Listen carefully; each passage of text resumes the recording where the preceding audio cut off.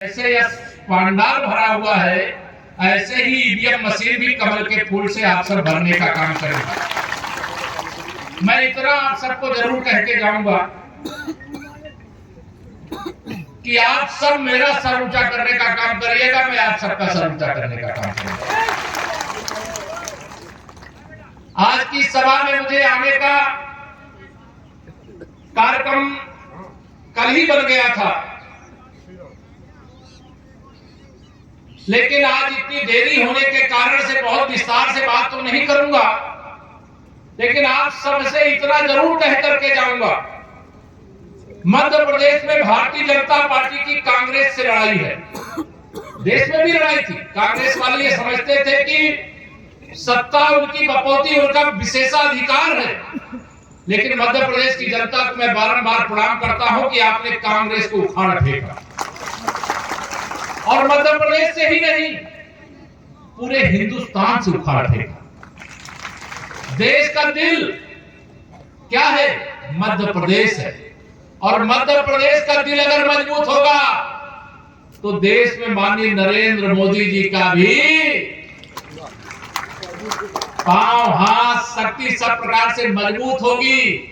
तो बताइए, माननीय प्रधानमंत्री जी को मजबूत करना है कि नहीं करना है? ये 2023 के मैं विधानसभा चुनाव में आप सबसे आशीर्वाद मांगने आया हूं, लेकिन अभी 2023 तो ये शुरुआत है, ये ट्रेलर है। असली पिक्चर तो इनको फिर 2024 में दिखाने का काम करना। लेकिन यहाँ पर मुझे बताया गया कि मेरा परिवार भारी संख्या में है। सही है क्या? लेकिन मेरा परिवार बड़ा परिवार है। केवल ये परिवार जो मेरा अपना परिवार वो तो है ही विशाल परिवार, जहां सबका साथ, सबका विकास। चाहे भारतीय जनता पार्टी के बारे में ये आप कहा भी जाता है, यही सच्चाई भी है। चाहे अगड़ी जाति का हो, चाहे पिछड़ी जाति का हो, चाहे अनुसूचित जाति का हो, और इसकी त्रिवेणी अगर कोई है तो वो भारतीय जनता पार्टी है। इसलिए मैं आप सब लोगों से आज यहाँ पर अपील करना चाहता हूँ, कांग्रेस आवे और ईमानदारी रहे। यहाँ मेरे बड़े बहुत सारी संख्या में बड़े नौजवान बहुत खड़े, उनको शायद 6 दिसंबर 92 या 1990 की कार सेवा राम जन्मभूमि के लिए याद नहीं होगी, लेकिन जो सीनियर लोग हैं, जो 40 साल के 45 साल के ऊपर के हैं, उनको 6 दिसंबर 92 भी याद होगा और 30 अक्टूबर 90 भी याद होगा। और जिनको याद होगा, याद करिए, उस समय हमारे उत्तर प्रदेश के अंदर एक सरकार थी श्री मुलायम सिंह यादव जी की अगुवाई में। वो कहते थे कि अयोध्या में परिंदा भी पर नहीं मार पाएगा। और मैं जानता हूं कि आज अगर रामलला का भव्य मंदिर अयोध्या में बन रहा है तो मध्य प्रदेश के लोगों का भी उतना ही योगदान है जितना उत्तर प्रदेश का है। आप सबको मैं जानता हूं, चंबल के रास्ते जब जाना पड़ता था लाठियां खानी पड़ती थी, लेकिन अब 22 जनवरी 2024 को भगवान श्री रामलला अपने जन्म स्थान पर विराजमान होने जा रहे हैं। और 22 जनवरी को पहले राम भक्त आते थे तो उनको लाठी मिलती थी, जेल मिलती थी, लेकिन अब आप राम भक्त के रूप में आएंगे, राष्ट्र भक्त के रूप में आएंगे, तो आपको फूलों की वर्षा करके वहां पर हम आपका स्वागत करने का काम करेंगे। ये परिवर्तन हुआ है प्रदेश के अंदर। मेरे प्रधानमंत्री जी एक गरीब मां बाप के बेटे हैं, उनको गरीबों की सबसे ज्यादा चिंता रहती है।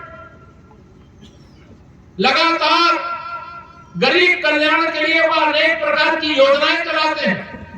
पूरा डेटा मुझे मालूम नहीं है, लेकिन देश के अंदर 4 करोड़ गरीबों को प्रधानमंत्री आवास योजना के अंतर्गत पक्का घर बना करके देने का काम किया है। मध्य प्रदेश ने भी उसका हिस्सा पाया। माननीय प्रधानमंत्री जी प्रधानमंत्री किसान सम्मान निधि योजना चलाते हैं। देश के प्रधानमंत्री दिल्ली से 6,000 रुपए सालाना एक किसान के खाते में, और उसमें प्लस कैसे होगा, डबल इंजन में 6,000 मध्य प्रदेश की सरकार जोड़ करके आपको 12,000 रुपए हर महीने, अगर देखा जाए तो 1,000 रुपए जो किसान है उसको प्रधानमंत्री किसान सम्मान निधि के रूप में मिलता है कि नहीं मिलता है? अभी मेरे मध्य प्रदेश के मुख्यमंत्री जी ने एक योजना लॉन्च की, हमारे प्रदेश की जो लाडली बहना योजना, मालूम है आप लोगों को? मैं अभी भोपाल गया था तो भोपाल में मुझे पता चला कि 1,30,00,000 से अधिक बहनों के खाते में धनतेरस की शुभकामना के रूप में 12,500 रुपया ट्रांसफर कर दिया गया। मैं भी आप सबको इस समय धनतेरस कल है उसकी शुभकामना देता हूं, दीपावली की शुभकामना देता हूं। और 17 तारीख को यह मत समझना कि यहाँ के प्रत्याशी अमरीश शर्मा गुड्डू भैया जी, यह समझना कि यहाँ का प्रत्याशी केशव प्रसाद मौर्य। और आपको यह भी मालूम है कि मैं आज भाषण देने के बाद आपको 3 दिसंबर के बाद ही आपको प्रणाम करने आ सकता हूं। तो आपके ऊपर काम के कंधे की जिम्मेदारी आई कि नहीं आई? उठाओगे पूरी जिम्मेदारी? दोनों हाथ उठा बताइए। बाकी सब कुछ जाओ भूल, याद रखो नरेंद्र मोदी और कमल का भूल।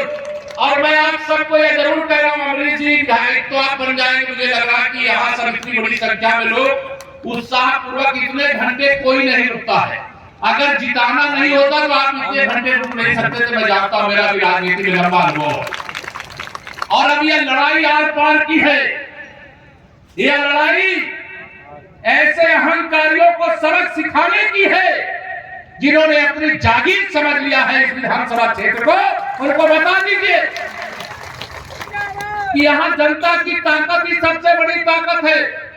और लोकतंत्र में आपकी ताकत के बल पर जो विजय का तिलक लगेगा उसका श्रेय विधायक तो अमरीश जी बनेंगे, लेकिन उसका असली श्रेय आप सबको मिलने वाला है।